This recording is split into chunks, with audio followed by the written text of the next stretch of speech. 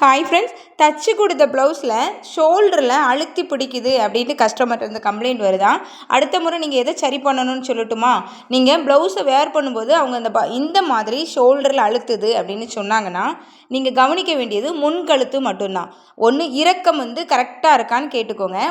இறக்கம் கரெக்டாக இருந்து இந்த இடம் இப்படி அழுத்தி பிடிக்குதுன்னா அதை பார்த்தாலே உங்களுக்கு தெரியும். முன்னாடி இந்த ரவுண்டு இருக்கு இல்லையா, அதாவது கழுத்து அகலம் பத்தலை. நம்ம அதுக்கு அந்த பாடி சைஸுக்கு சரியாகிற மாதிரி நம்ம கழுத்து அகலத்தை வைக்கலைன்னு அர்த்தம். அப்படின்னா நீங்கள் அடுத்த முறை நீங்கள் என்ன ட்ரை பண்ணணும்னு தெரியுமா?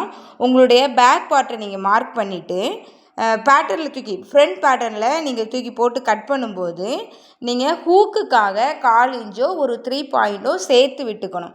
இந்த மாதிரி நீங்கள் அதை முன்னாடி ஹூக்குக்குன்னு தனியாக ஒரு 1/4 இன்ச் நீங்கள் விட்டுட்டு அதுக்கப்புறமா உங்களுடைய அந்த பேக் பேட்டர்ன் தூக்கி போட்டிங்கன்னா கழுத்து அகலம் ஒரு 1/4 இன்ச் பக்கம் கூடிரும்.